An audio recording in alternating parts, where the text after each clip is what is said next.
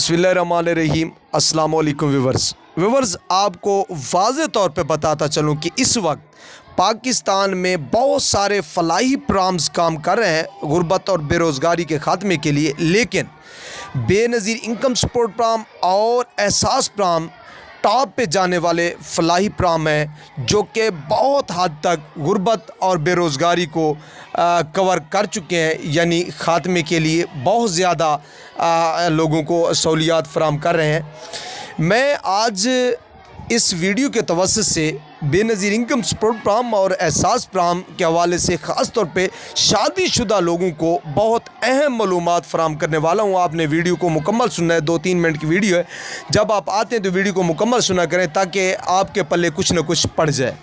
Viewers, उससे पहले कि आपने अभी तक हमारे चैनल को सब्सक्राइब नहीं किया तो काइंडली हमारे चैनल को सब्सक्राइब करें ताकि मुस्तकबिल में एहसास प्रोग्राम और बेनज़ीर इनकम सपोर्ट प्रोग्राम के हवाले से अच्छी, सच्ची और नई खबर ऑफिशियली तौर पे आप तक पहुंचे बर वक्त और बासानी। तो चलते हैं अपनी वीडियो की तरफ। व्यूअर्स, देखें, सबसे पहली बात तो ये है कि एहसास प्रोग्राम और बेनज़ीर इनकम सपोर्ट प्रोग्राम से अगर आप इमदाद लेना चाहते हैं तो आपको बताता चलूँ उसके लिए शादीशुदा होना लाजमी है। वाज़े बताता चलूँ, कुछ लोग झूठी खबर वायरल बहुत जल्दी करते हैं।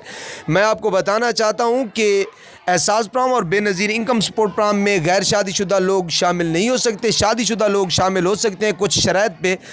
एक तो ये है कि वो गवर्नमेंट मुलाजमीन ना हो, ना ख़वातीन और ना ही मर्द, लेकिन उसके लिए लाजमी है शादीशुदा जोड़े के लिए उन दोनों में से किसी के नाम पे एक सिम जो है ना रजिस्टर्ड होना लाजमी है।